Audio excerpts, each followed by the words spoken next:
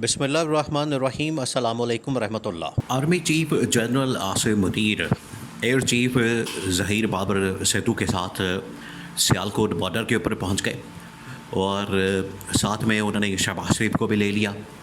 असल में तो ये एक पैगाम दिया गया।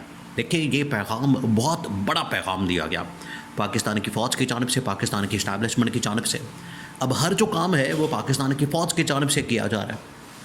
जब से पाकिस्तान इंडिया के दरमियान एक जंग शुरू हुई है, जब से दोनों के दरमियान एक क्लैश है, दोनों के दरमियान महाजराई है, दोनों आमने सामने हैं। ये बहुत बड़ी ताकतें हैं, न्यूक्लियर ताकतें हैं, एटमी ताकतें हैं। इसके ऊपर दुनिया अपने कंसर्न शो करती है। जब भी इनके दरमियान जंग होती है, दुनिया मैदान में आ जाती है, कूद पड़ती है और इनके दरमियान सुलह सफाई करवाती है। इनके दरमियान मामला फहमी के लिए कोई इनके दरमियान सुलह के लिए, दोस्ती के लिए वो आगे बढ़ते हैं और मामलात को ठीक किया जाता है।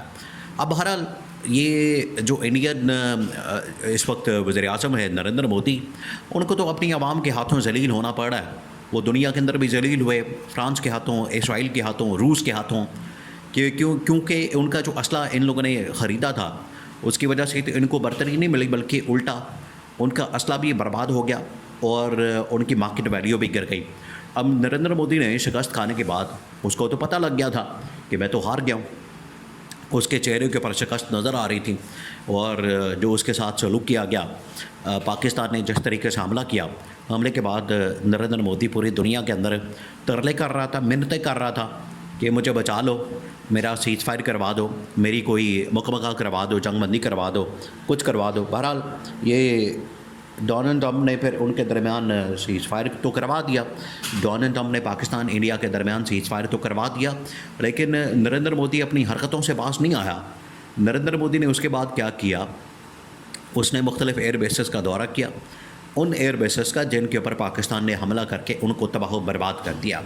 इन्होंने क्या किया कि जो सही इलाका है, जो सही एरिया, उस तरफ खड़े होकर तो नरेंद्र मोदी ने तकरीरें शुरू कर दी।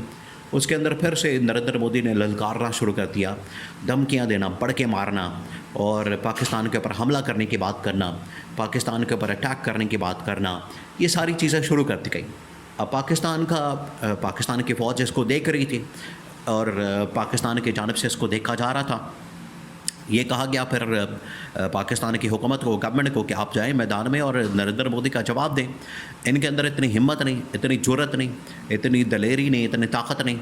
तो फिर इनको पकड़ के ये जनरल आसिम ने, फिर उसके बाद एयर चीफ ने इनको पकड़ा और सियालकोट के बॉर्डर के ऊपर ले गए कि तुम भी आओ और आके बात करो। और जिस तरीके से नरेंद्र मोदी ने पाकिस्तान को धमकियाँ दी हैं, ललकारा है, बिल्कुल उसी तरीके से मोदी को जवाब दो, इंडिया को जवाब दो।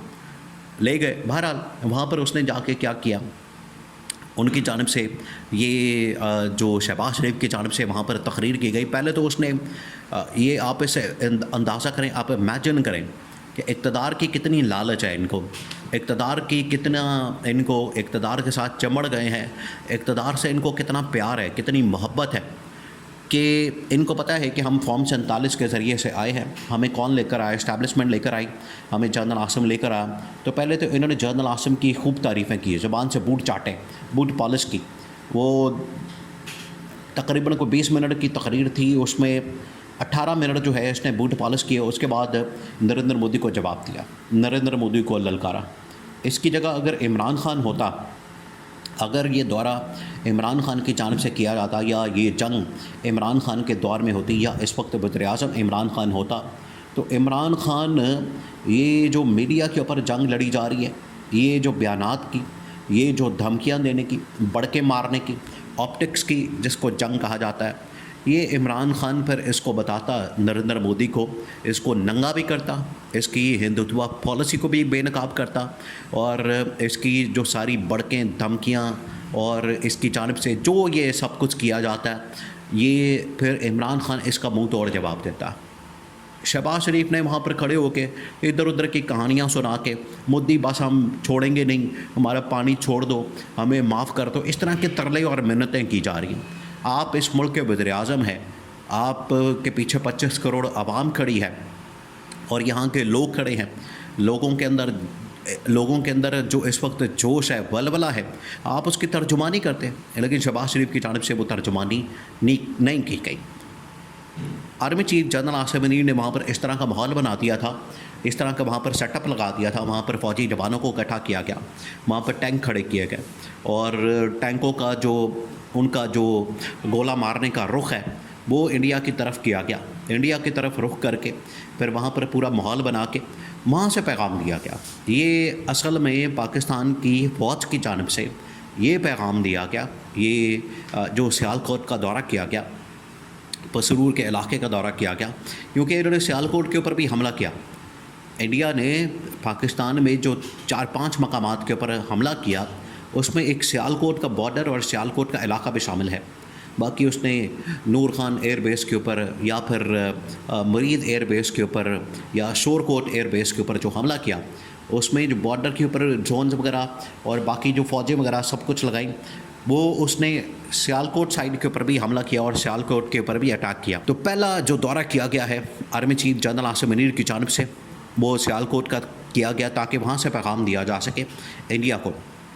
तो पूरा वहाँ पर सेटअप लगा के माहौल बना के आर्मी चीफ की जानिब से पाकिस्तान की फ़ौज की जानिब से पाकिस्तान की आवाम की जानिब से पैगाम दे दिया गया और उनको बता दिया गया कि जो पाकिस्तान की फ़ौज है वो बिल्कुल तैयार है, रेडी है। जैसे एयर फोर्स ने इनको जवाब दिया, एयर फोर्स ने जैसे इनको मुंह तोड़ जवाब दिया, इनके 5-6 तैयारे मार गिराए, 5-6 तैयारों की वजह से इनकी कमर तोड़ दी, इनका फुरकस निकाल दिया। बिल्कुल उसी तरीके से पाकिस्तान की जो फ़ौज है टैंकों के साथ, फ़ौजी जवानों के साथ और असले के साथ, साजो सामान के साथ, जोश के साथ, बलबले के साथ, हालांकि इसमें पाकिस्तानी फ़ौज की शहादतें हुई हैं और पाकिस्तान के फ़ौजी जवान इसमें ज़ख्मी हुए हैं और एक स्क्वाड्रन लीडर जो है वो उस्मान यूसुफ इसके अंदर शहीद हुआ है, जो पायलट है।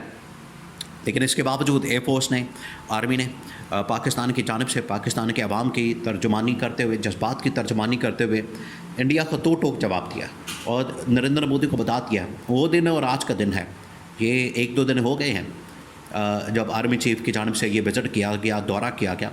उसके बाद नरेंद्र मोदी बिल्कुल ठंडा पड़ गया। नरेंद्र मोदी की जानिब से कोई बात नहीं की गई, कोई बयान नहीं दिया गया, कोई स्टेटमेंट नहीं आई, क्योंकि उसको पता लग गया कि पाकिस्तान की फ़ौज अगर हम इसको ललकारेंगे, इसके साथ मुकाबला करेंगे और इसके साथ पंगा लेंगे तो हमें फिर बड़ा सख्त किस्म का रिस्पांस मिलेगा। जिस तरह से जंग के दौरान ये 7, 8, 9 मई 3 दिन इंडिया ने मुसलसल पाकिस्तान के ऊपर हमले किए। 10 मई के ऊपर पाकिस्तान की जानिब से जब एक ही हमला किया गया, ऐसा झटका लगा नरेंद्र मोदी के, उसके बाद उसकी हिम्मत नहीं हुई, उसके बाद उसकी ज़रूरत नहीं हुई कि पाकिस्तान की तरफ मैली आंख से देख सके या उसके ख़िलाफ़ बढ़ के मार सके या स्टेटमेंट दे सके या कोई बयान दे सके या कोई बात कर सके। फिर उसके तो बाद फ़ारग हो गया और ये दौरा असल में पहला दौरा है। अभी मज़ीद दौरे होंगे और वहाँ से पैगाम दिया जाएगा।